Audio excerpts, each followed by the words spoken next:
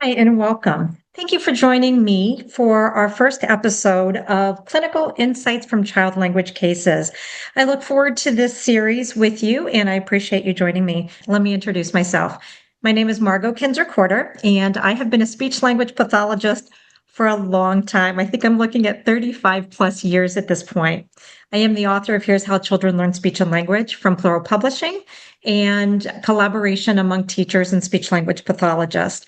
I also need to disclose I am the author of See It and Say Visual Phonics program, and we'll look a little bit at the cues for that today as well. So again, thank you for joining me.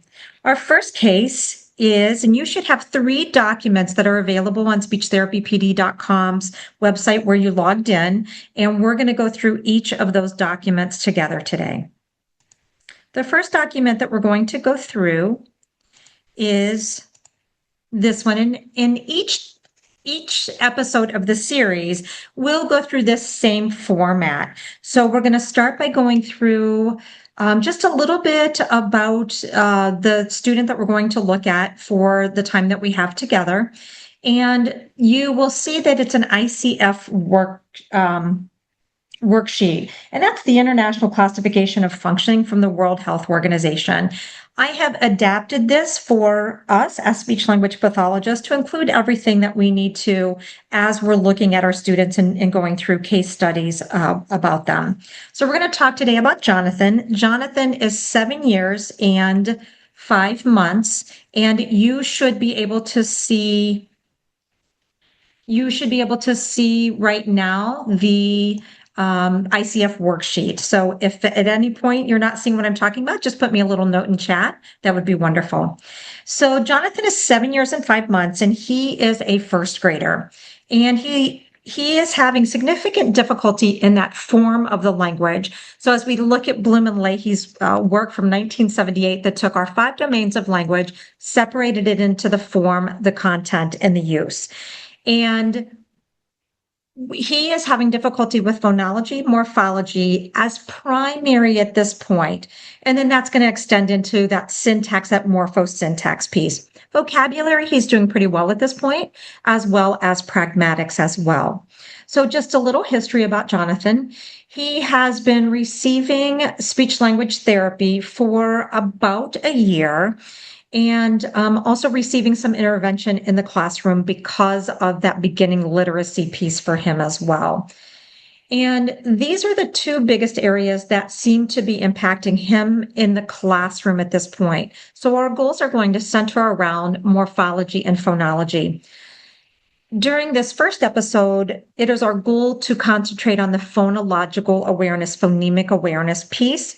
But I'm also going to incorporate a little bit of the morphology piece as well, because it is easy to be able to put those together and work on them at the same time as through our phonological awareness activities.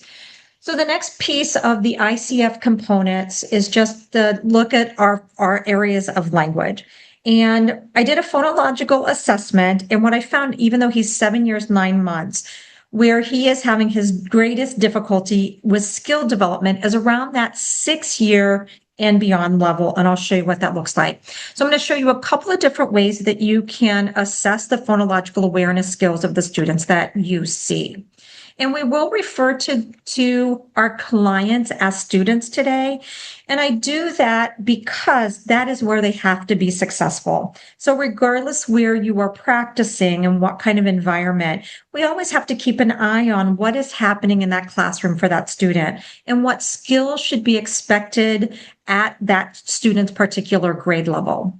So I'm going to go ahead, and you will see under phonological awareness, he has difficulty segmenting and blending 2 to 3 phonemes and manipulating a phoneme in a consonant vowel consonant word. That's what that CVC is.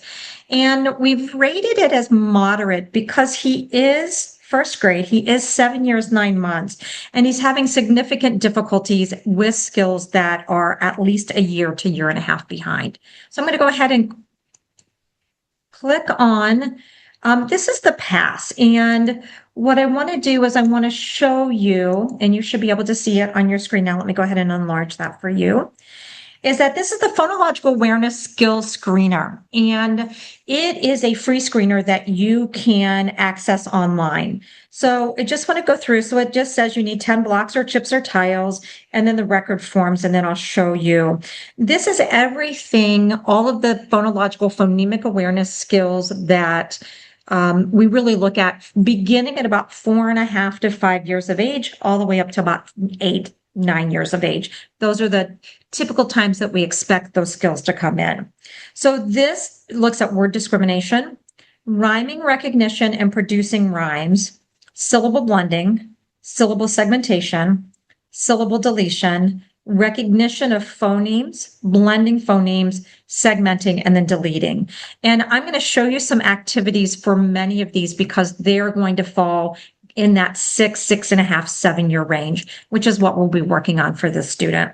So let me just go down and show you what this looks like. And so here's the first part, the word discrimination piece. So what you're going to do is you're going to say 2 words, and then the student has to decide if they are same or different, and then it gives directions. So I'm just going to scroll through, and then I'm going to show you the scoring sheet.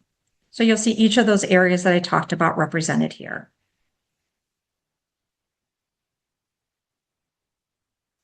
And then this is actually the scoring sheet as well as the screener that you're going to use, but you have the directions of how to go through each of those. So based on this information, and then I'm going to show you what else I use to look at his phonological awareness skills.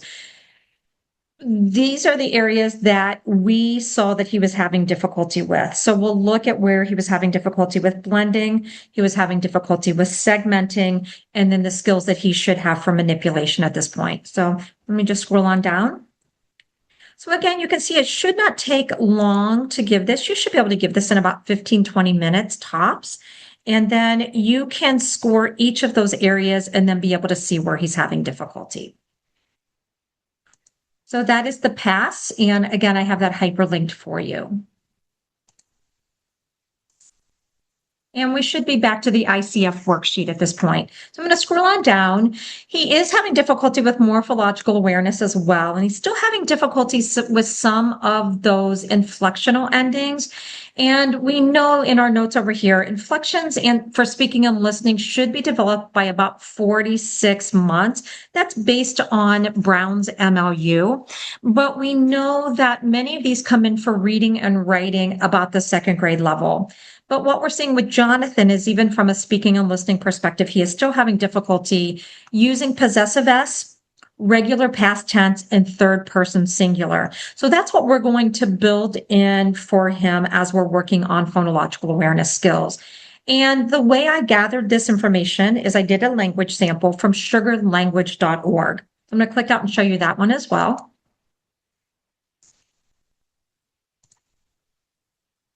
So this is sugarlanguage.org. And what you do is you gather 50 sentences. And then this will take you step by step through how to analyze that. You can get MLU. You will separate out the morphemes so you can see specifically what morphemes are looking at. You can look at sentence and phrases. So if you go over to downloads, and I'm just going to scroll down. There's a video to get you through each step. And again, you only gather 50 utterances. And so by the time you do this a couple of times, you'll be able to move through it pretty quickly in order to do that full assessment. Based on, I'm going to scroll on down, there are sub-analysis forms based on age. And if you open it, I'm going to go to 7.0 to 7.11 because that's within the range of Jonathan's age. So I'm going to open that up. All right, let me make sure that you can see that now. And so this is just a sub-analysis. So you will see up at the top, it says 7.0 to 8.11 for ages.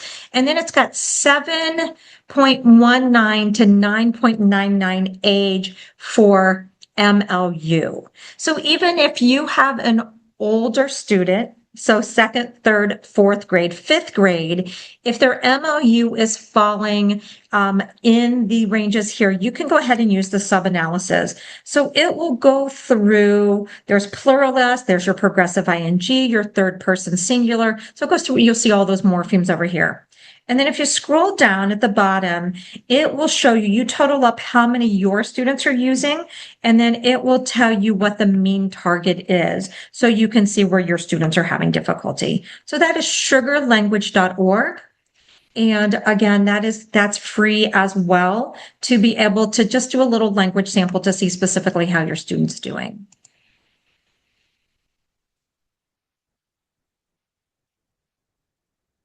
All right, give me just a second here. All right. And then you can see I really didn't put much other information in here. Now, if I were using this ICF worksheet as kind of my summary from my assessment or my progress monitoring, I would have the rest of this filled out that was pertinent to the student as well. So again, you can see I've added in here morphosyntax, semantics, and then pragmatics, and then added those meta-linguistic skills. I sure will. Let me go back up. And you have access to these, this document on the Speech Therapy PD website for this session. And let me see if I can get these copied for you. Let me go this way. It's probably going to be easier to share it from this direction. Give me just a second. Okay, so I'm going to put in chat right now the first one, which is the pass. And here is the link for that one. And then this next one is Sugar Language. And I will pop that one in here as well. And this is the language sample one. All right, so both of those are in the chat now too. All right, so again, you should have access to those in those documents for Speech Therapy PD as well. All right, so as I scroll on down, so then you have the next section is activities and participation impact. For those of you working in the school system where you have to show that educational relevance, this would be that area that you can start showing that piece as well. So we know that it is impacting speaking, listening, reading, and writing for him. So the problems that we're seeing with speaking and listening for phonemic awareness or phonological awareness, as well as the morphology, is impacting both auditory comprehension, his expressive language. It is now impacting his reading and writing, impacting his early literacy skills. So applying that knowledge, and then it's impacting his participation at home and in the classroom. As I scroll down to the next section, environmental factors. So what resources is he getting in school? What he's getting right now, he is getting some MTSS, small group intervention. So he is at tier 3 in that intervention, which means it's him and another student that are receiving very specific services. And what they are currently using for that, and I'll put this into chat as well, it's a program out of the University of Florida called UFly. And I should be able to, let me see if I can get that for you. Let's see if I can get you and it's out of the University of Florida. And I will give you their website information, and then it will take you over to another one in regard to if this is something that you are interested in, it'll take you over to another website. So this is UFly. So out of the University of Florida. So that's what they are using for his small group instruction. And then he's also getting speech language pathology help, and that is at school at this point. He is not getting any private therapy at this point. The next one is personal factors. His motivation is great. His self-esteem is good at this point. There isn't anything from a cultural perspective that would impact the goals that we have for phonological awareness. He is an English-only student. So a little bit in regard to the research for us as speech language pathologists that support this area under that form of the language. We know that if we would have looked at Jonathan as a kindergartner, which he was in therapy at that point already, we know that phonological awareness skills as a kindergartner is a strong predictor of later reading success. And we know that as the child is coming into school, we have more research that says kindergarten coming into school, first grade, that it is the strongest indicator of reading success overall. So we can already look at Jonathan and say, if we can't help him pretty quickly get these phonological, morphological awareness skills in place, we know that reading success could potentially be more limited for him. We know that, again, students with spoken language deficits have they're at greater risk for literacy development.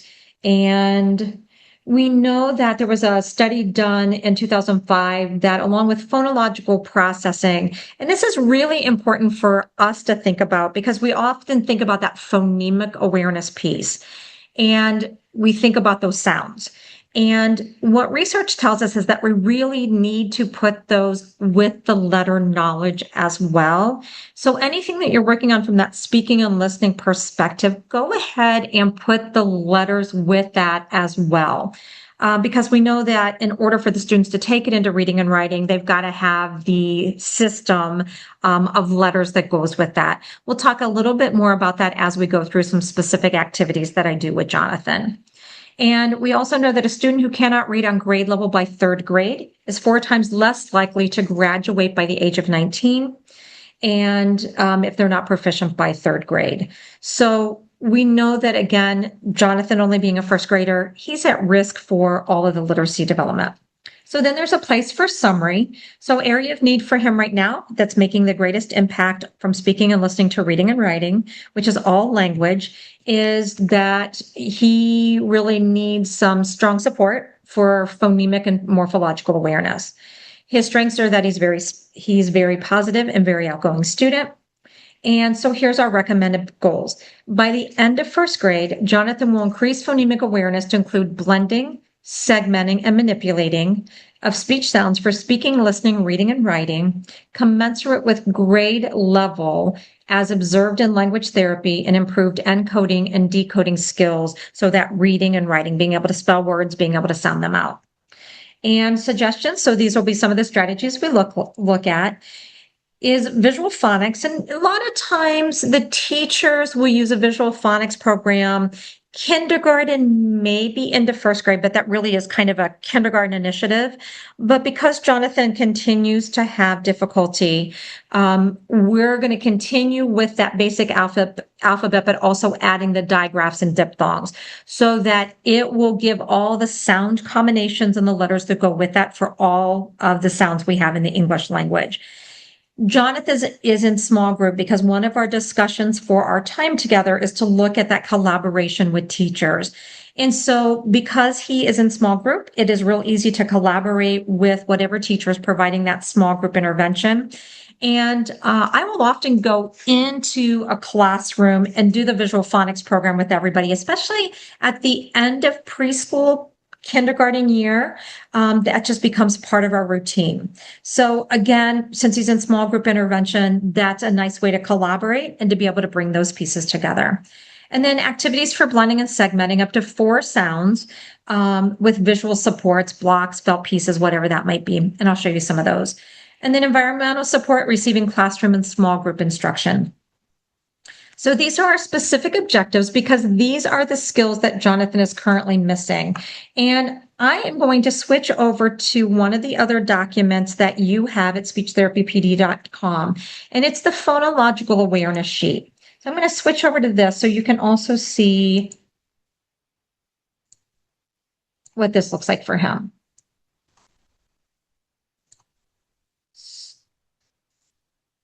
Give me just a second. Let me enlarge this for you. All right. So there's several things on this. It's the order of acquisition I'm going to show you for these phonological awareness skills starting at age 4. And then you will see at the top of that phonological awareness piece. Again, as speech language pathologists, we often look at phonemic awareness, so getting down to those individual sounds. So what you'll see on this diagram at the top is you'll see boxes that are yellow. Those are considered phonemic awareness skills. So one that we often think about, especially as we're working on speech sound disorders, we think about, can the student perceive and discriminate sounds correctly? Okay, whether that's individually or within words. So that discrimination piece is one of those phonemic awareness skills. The next one being that auditory memory. So if you say to the student, tell me the sounds you hear in cat, and the student does act, and then you say, write it down. The student has to be able to hold those 3 phoneme sounds into memory in order to write that word down. So that's another one of those phonemic awareness skills. Other phonemic awareness skills are what we call auditory analysis, which is blending of sounds, auditory synthesis, auditory analysis, which is the segmenting of the sounds, auditory synthesis, which is the blending. And then any activity for manipulation that goes down to the specific sound. Say the word slip, say it again, but don't say s. Those are all considered phonemic awareness skills. So we have to think broader than just that individual discrimination of sounds. It also includes all of those other areas. And we'll look at that a little bit more as we look at strategies too. So this is from Motes and Tolman, and you can find this out on Reading Rockets. And then I'm going to show you another website for activities as well. And I'll go ahead and put this into chat too. Again, it is in the handout that you have on speechtherapypd.com.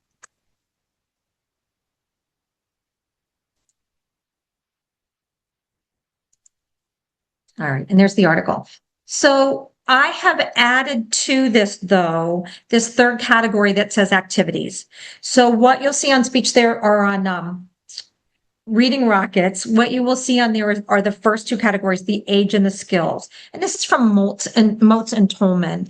So if you are familiar with the LETTERS program, which are Language Essentials for Teachers of Reading and Spelling, these are the authors of that program as well, which really goes to the science of reading.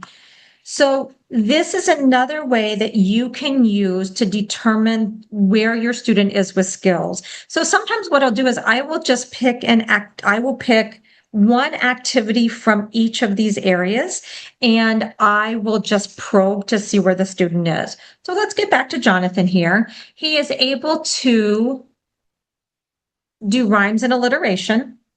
He recognizes when words rhyme or when they don't rhyme. So let's talk phonemic awareness here for just another second. If you have a student, let's say that Jonathan couldn't do this. So if I said to him, does bet and said rhyme? And he goes, yep, those rhyme. Is it that he doesn't understand rhyming, or can he not discriminate the t from the dis sound? If you say, does bet and sat rhyme? And he goes, yep, those rhyme. Is it that he doesn't understand rhyming, or can he not discriminate the I from the eh?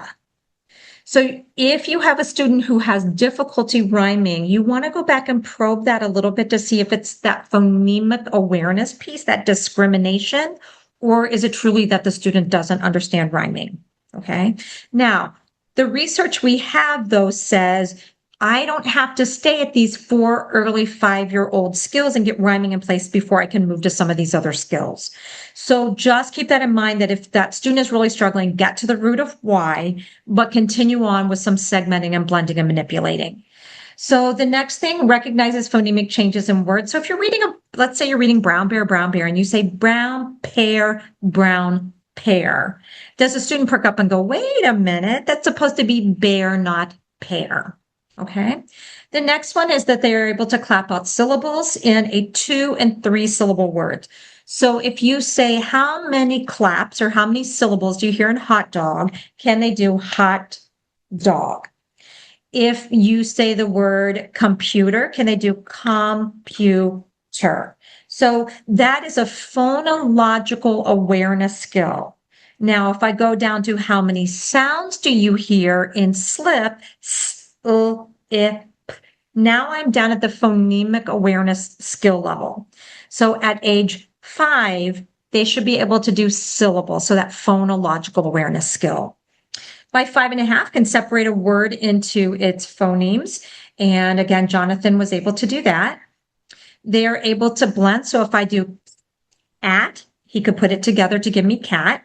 He can produce a rhyme, and he could tell the first sound in a word. What is the first sound you hear in the word lip? He could tell me that it's the L sound. Okay. Now, where Jonathan started having difficulty are at the skills that we expect at 6 years of age. He has difficulty deleting or manipulating a part of a compound word. Say hot dog, say it again, but don't say dog. Say computer, say it again, but don't say say compute, say it again, but don't say pute. So he is having difficulty with that. Now, as we look at many of these skills, what it also requires is that metalinguistic piece of it, because the student has to figure out, okay, what exactly is she asking me to do? And that's a metalinguistic skill. So even though we're talking about phonological awareness, don't forget that we are asking him to really employ that metalinguistic, that thinking and reasoning piece to get through the activity. The next one, he should be able to blend 2 to 3 phonemes in a word, segment 2 to 3. So that blending of 2 to 3, if I say at, what's my word? If I say b, at, what's my word? He should be able to segment 2 or 3. So if I give you the word up, Jonathan, tell me the sounds that you hear in up. He should be able to do up. Say the word cat. Tell me the sounds that you hear in the word cat. K, at. So he should be able to do that at that 6-year level. Next, he should be able to, at 6.5. So you'll see that we'll work on those 6-year-old skills first. Once he gets those, this is what we'll move to. So again, at age 6, he should be able to segment 2 or 3 phonemes. By the time he's 6.5, he should be able to segment 3 or 4. Okay, so 4 would either be a consonant blend at the beginning or a consonant blend on the end. A lot of times we'll start with a consonant blend on the end. That seems to be a little easier for them, but you can try either way, but they should be able to do that consonant blend at the beginning or the end. So consonant, consonant, vowel, consonant, or consonant, vowel, consonant, consonant. And then he should be able to manipulate a sound in a simple word to form a new word. So say the word lip, say it again, but change the L to S.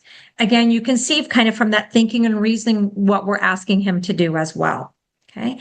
And then I'm going to go ahead and include the skill because he's 7 years, 9 months. I'm going to go ahead and include the skill at 7 years for deleting a sound in the beginning or the end of words. And as I show you these activities as we go through them, I'll show you how we can manipulate that beginning or work on the beginning, work on the end, and then work on the sound in the middle.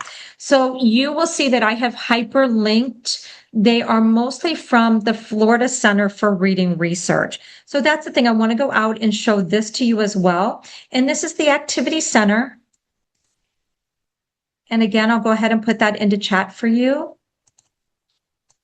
So this is the Florida Center for Reading Research. And I just want to show you all the activities that are out there, one for what we're talking about today, and then other activities that'll make your life a little bit easier as well. So let's go on out there.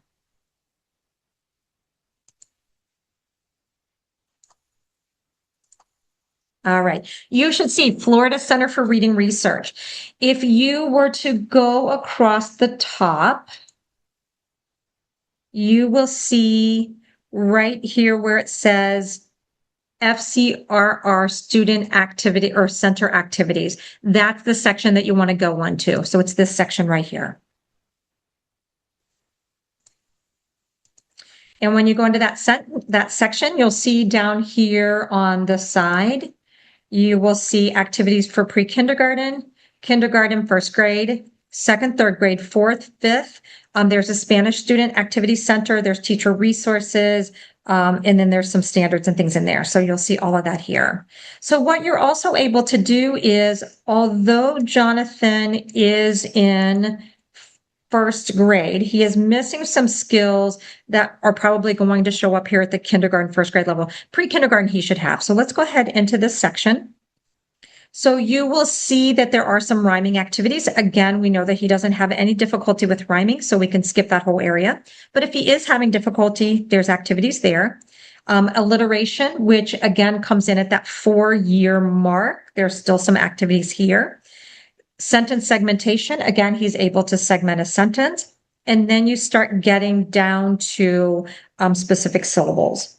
Okay, so let's go on down. Here's a phoneme match, phoneme isolation, phoneme segmentation, segmenting and blending. And I'll go in and show you these here in a minute. And then there's some phonics. And we're going to talk a little bit about that phonics piece as well in regard to the rules that we use in English for sounds, because when we're looking at can blend or segment a consonant vowel or a vowel consonant word, a 2-phoneme word, if you use a word like so or be, because he's halfway through first grade, what we want to be able to do is to talk about open syllables with him.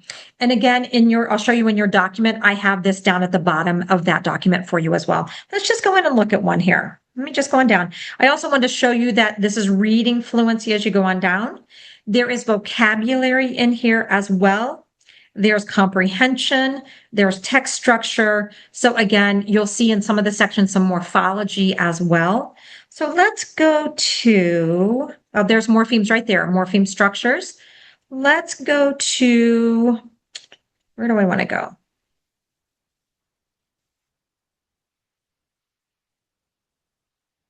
I'm going to go to phoneme segmenting and blending, and I'm going to go to treasure chest. Now, what you will see, let me just make sure it's switched over for you.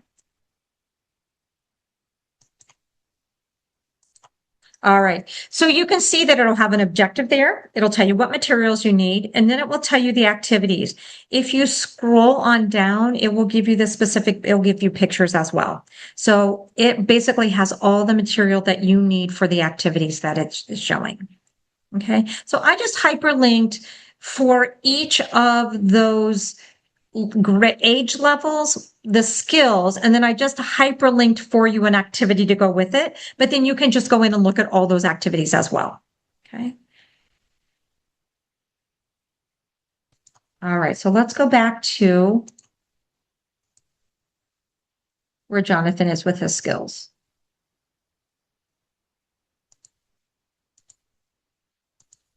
And again, feel free to put questions into the chat and we'll make sure we get to those as well. So again, if I scroll on down, these are those syllable patterns that students need for being able to sound out and blend multi-syllable words. But I put these in here for you so that when you are working with your student and you give them a 3-phoneme word like meet, eat, that you can understand that what you have given them is a vowel team. So as you're taking that, because remember, we want to put the phonemes, the sounds, and the letters together. So you can come to here and say that E together or that EA together, depending on how you're spelling it, because we also want to talk about the semantic piece of it as well. So MEET is like, it is nice to meet you, shake my hand. MEAT is meet like you eat. Okay, so add the vocabulary in there as well. If you are working on a word like be, you can say, this is an open syllable. And when that O, even though it's saying its name, when it's part of an open syllable, it doesn't have to have a helper. I don't have to have a magic E with it. I don't have to have a vowel team with it. It gets to say its name on its own because it's called an open syllable. So again, I wanted to put those rules in that document for you as well. All right. And again, keep your questions coming in, and we're going to take time at the end and make sure that we get through all of those. And then I'm also going to put my website in. Let's see if I can get this to hyperlink. You can also contact me off of my website as well. And there is additional materials out there too, but we'll do our best to get through all of the questions. But if we don't, that you have a way to contact me there.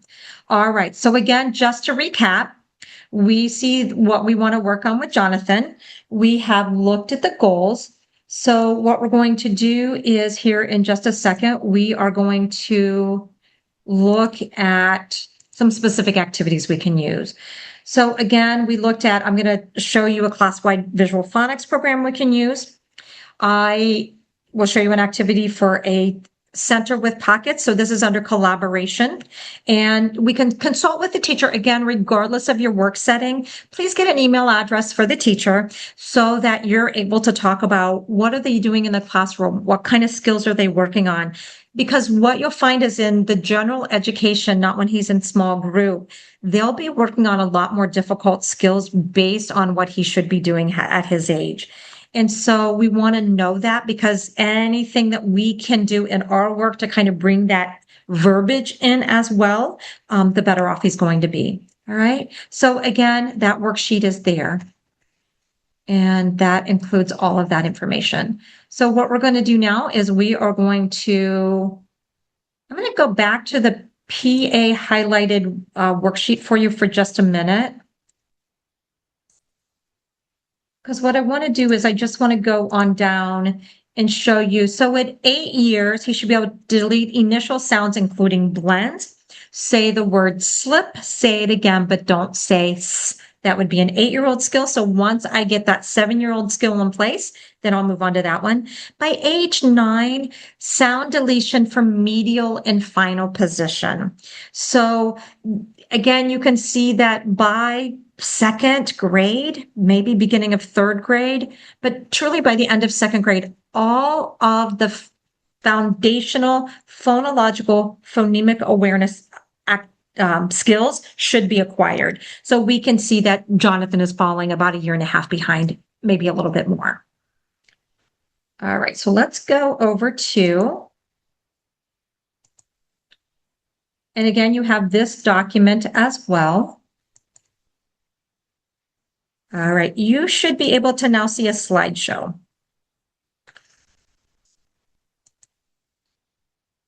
And I'm just going to reshare just to make sure it is coming up for you.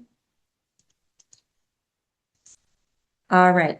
So our objectives is we went through the case history. We looked at the information in regard to Jonathan is 7 years, 9 months old.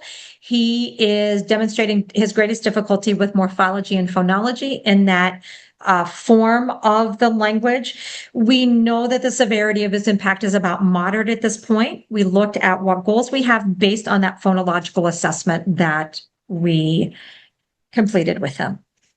So these are, when I talked about Bloom and Leahy, 1978, what Bloom and Leahy did is they took our 5 domains of language, separated them into form, content, and use. So we know as we look at that, we know that students with speech sound disorders show more difficulty with phonology and morphology. We also, just an extra little bit of tidbit, nothing to do with Jonathan. We have research that says that if a student is showing difficulty with speech sounds and morphology, if morphology is targeted before the speech sound disorders, those students show greater skills in morphosyntax, that last form of the language. We know that reading fluency and accuracy, which is what we're looking at for Jonathan here, is really based on that speaking and listening, morphology and phonology. And then as we look at auditory comprehension and reading comprehension, we know that morphosyntax, semantics, pragmatics, those metalinguistic skills all come together for that comprehension. So we have Jonathan that is halfway through 1st grade. He is still showing difficulty with that reading fluency and accuracy, which is going to impact his comprehension overall. So when we look at the building blocks of literacy, we can see that oral language is that foundation. And so we can see those skills for speaking and listening are going to be the same skills that he needs to go into reading and writing. He is showing difficulty with that oral language. Remember, if we look at Brown's MOU, those inflectional endings should be in place by 46 months from a speaking and listening perspective. Jonathan is still having difficulty with those. That phonemic phonological awareness, phonics skills that we've talked about a little bit, This fluency is reading fluency, vocabulary, and comprehension. And then we just looked at morphology and speech sound acquisition, which are my two bonuses for there. So this is from Goff and Tumner. This is the simple view of reading. And basically what it says is that phonological phonemic awareness skills times language comprehension, that oral language piece equals reading comprehension. If there are difficulties in any of those first two areas, you will see that reading comprehension is going to be impacted. So for example, this student, if he's doing okay with phonemic awareness, but he's having lots of difficulty with language development, reading comprehension is going to be impacted.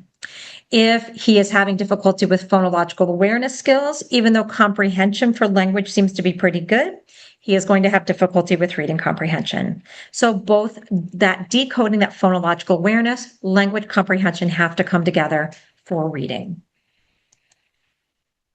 So this was the little chart that I have on that form for you that goes through all those phonological awareness. So you'll see the big umbrella at the top is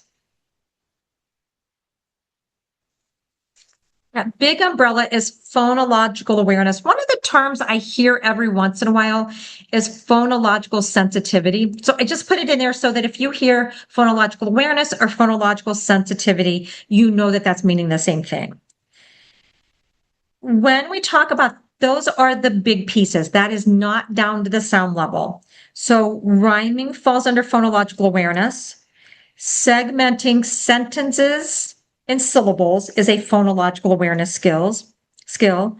Blending syllables into words is a phonological awareness skill. And then deletion of syllables, say hot dog, say it again, but don't say dog. All of those are considered phonological awareness. Underneath that, we have phonemic awareness. And that's this area here. And for us as speech language pathologists, that's that discrimination piece. That's what we want to get down to. And we can see the skills that Jonathan is missing at 7 years, 9 months, the skills at his age, the skills that he's missing at that 5.5 to 6.5-year-old range. Those are all phonemic awareness activities or skills that he is missing. So again, we talked about it's that ability to discriminate. It's that memory piece. It is segmenting words into sounds. It is blending sounds into words. And then any manipulation that we are doing with the student that gets down to that specific sound level. Those are phonemic awareness skills. That's where we're going to concentrate our efforts. And again, those are the skills that the student needs. So again, we already looked at where the student is having difficulty, and we're going to go through some activities that you can use for these. All right. So the first one, we talked about the visual phonics program. So I'm going to show you 2 videos of visual phonics. The first one is just me demonstrating the visual phonics program. So for first grade, I could really, for most students, I should be able to move away from the basic alphabet and just do the digraphs and diphthongs. But based on where Jonathan and the other student that is in small group MTSS, they are both having difficulties. So from that collaboration point, we would continue with that whole alphabet. And then I just want to show you, and this is not going to be Jonathan, this is going to be another student, but I just want to show you a video of the difference that working on the sound letter combination can make. Just things to keep in mind is that this is another collaboration point, making sure that sounds are staying very pure. B, or the letter B does not say ba, it says b. T does not say ta, T says t. So making sure those sounds stay very pure. A student who is developing phonological and phonemic awareness skills without difficulty won't have any problem dropping those out. The students that we see as speech language pathologists have great difficulty dropping that schwa back out. So let me show you a couple of videos.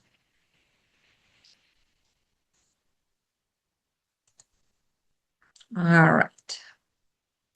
A, B, B, C. You should be seeing and hearing the visual phonics program. If there's any issues, please let me know through chat.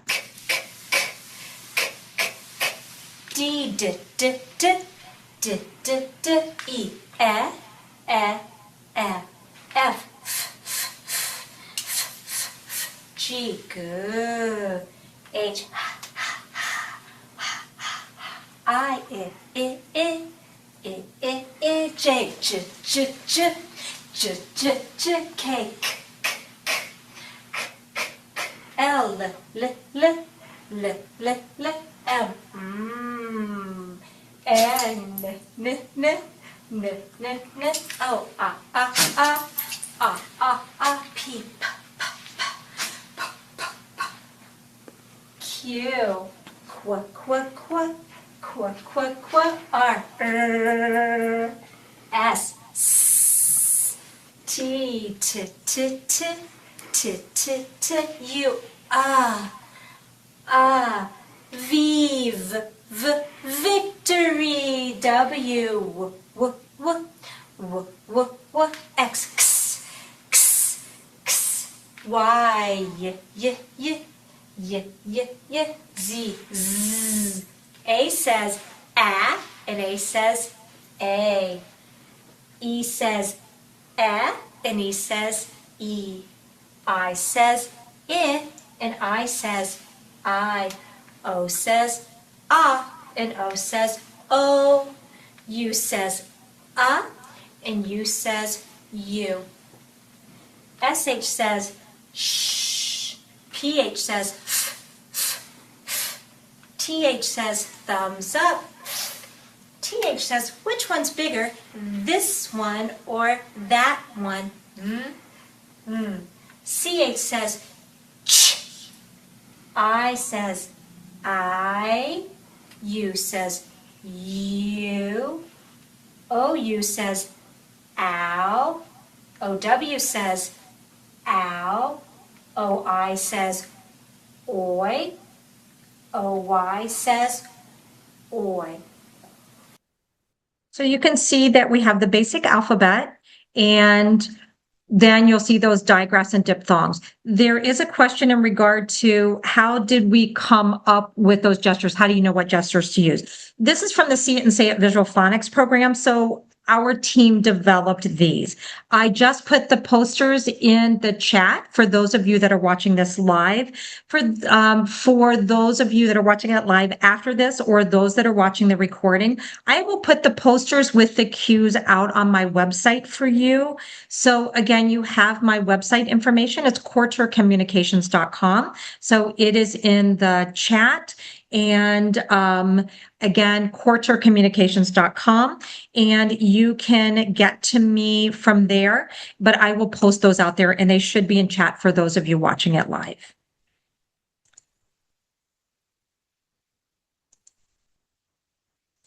All right, and then this should take us back to, I'm going to show you this other video, and I'm just going to show you a small clip of it.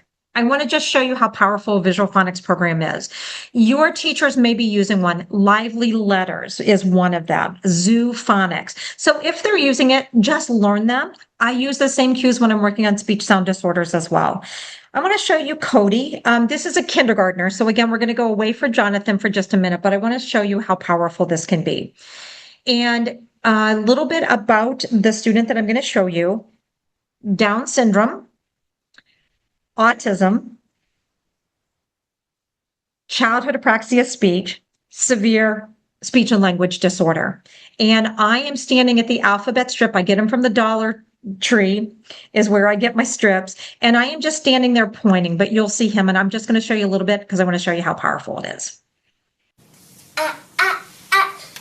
B. Z. D. E.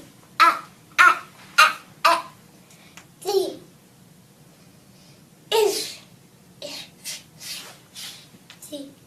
Duh. A. A.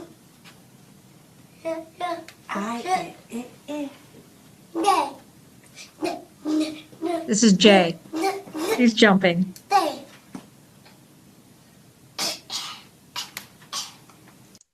All right. So I just want to show you a little bit. So again, we know from the research, even for us as speech language pathologists, as we are working on that speaking and listening perspective, research really tells us we want to combine that with the letters as well. So again, I am pointing and it shows me as a kindergartner for that particular student, he knew the basic alphabet letters with the sounds that went with it.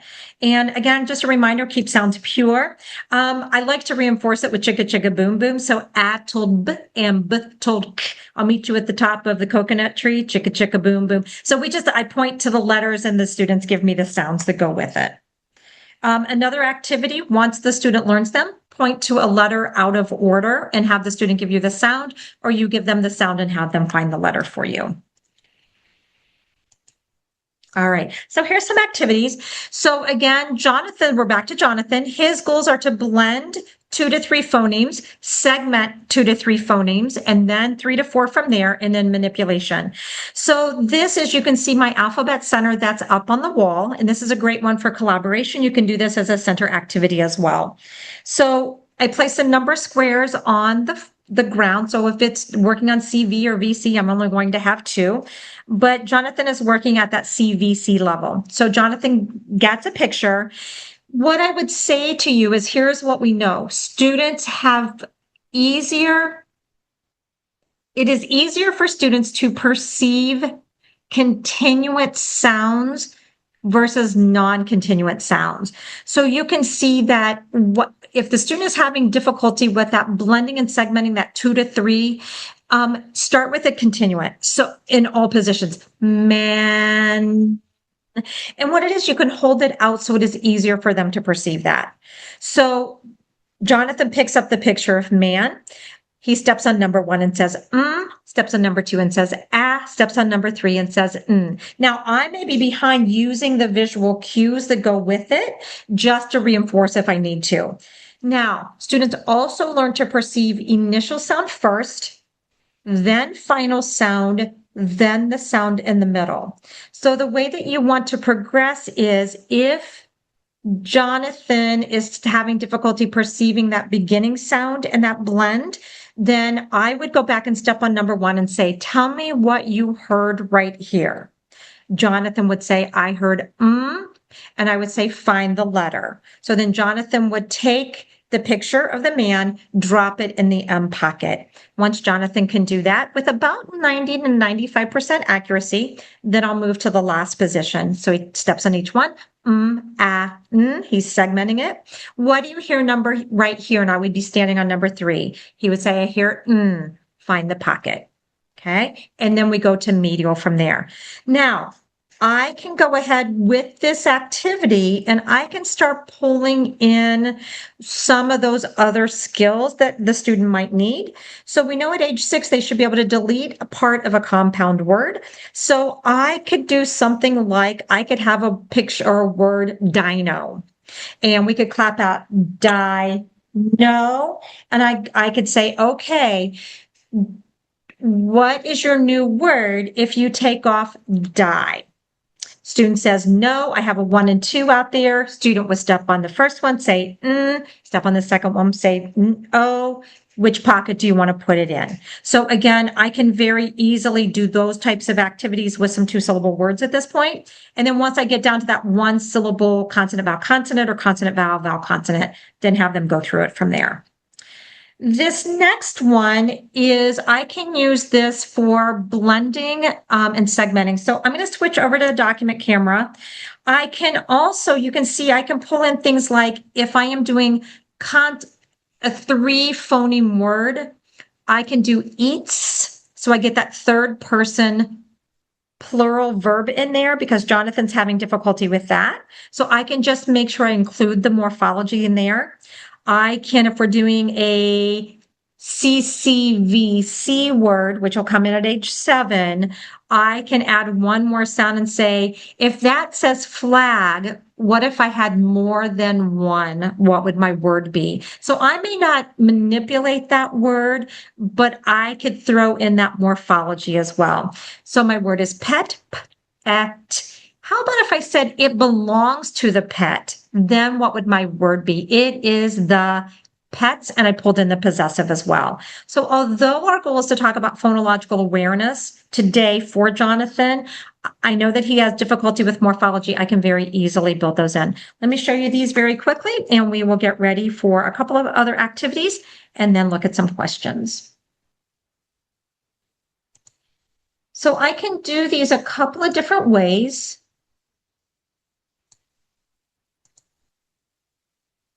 All righty. So you should see the document camera. So this is just a pipe cleaner and some pony beads. So what you would have the student do is pull the beads all the way over to the right.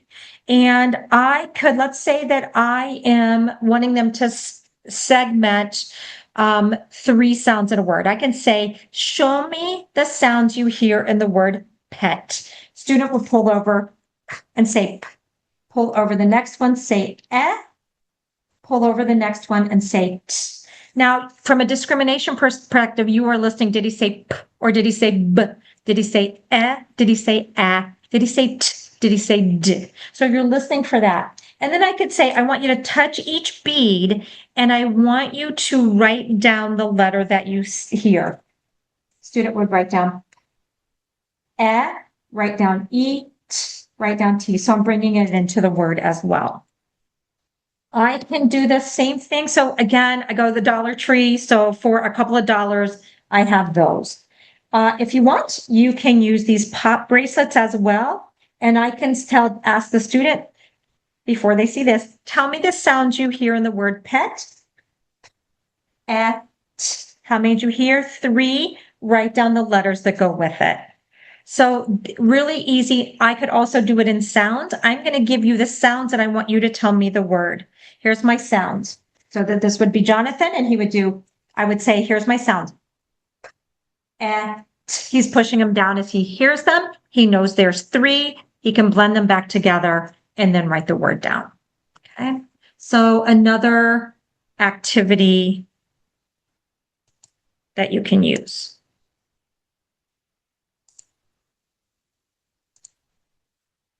Let's look at just a couple of more, and then we'll get ready for some questions.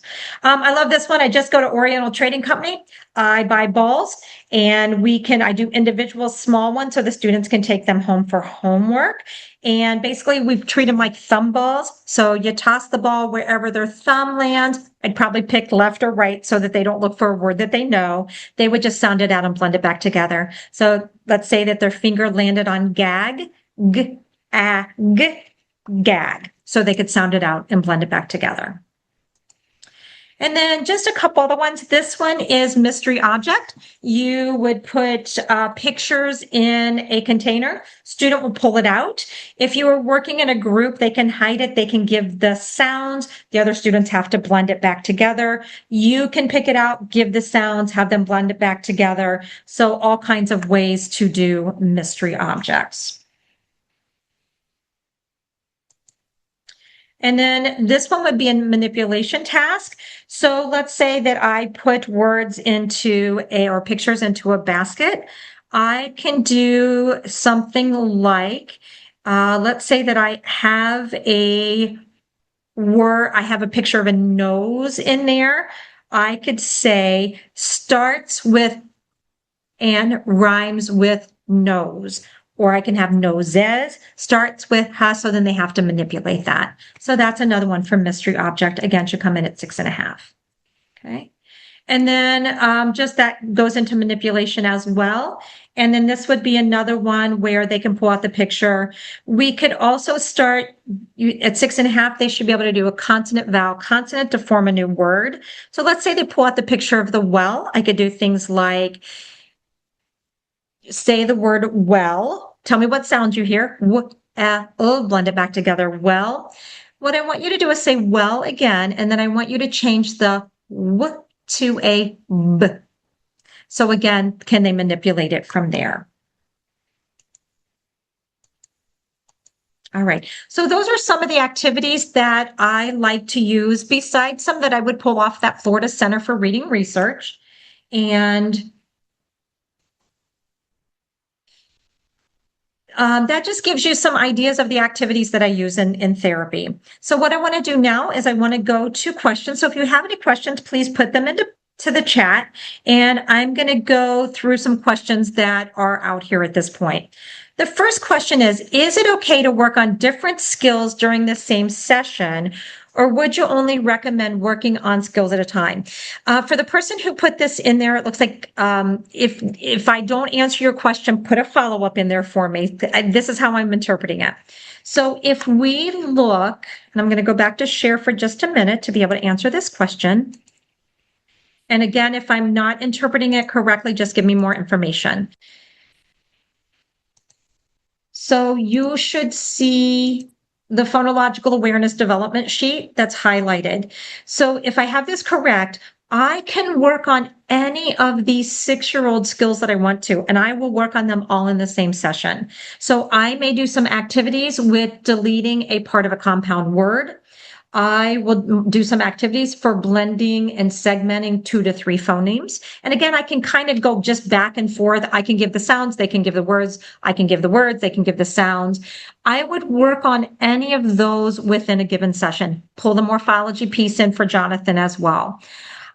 I would not, because these are a hierarchy of development, I would not move on to those 6.5-year-old skills until the 6-year-old skills are in place, because they're going to build. So up here at age 6, we have segmenting 2 or 3 phonemes in a word. Then when we get to 6.5, they should be able to go up to 4, which would then be that consonant blend at the beginning or end. So if they're not doing 2 or 3, which is required at age 6, they're not going to be able to do that.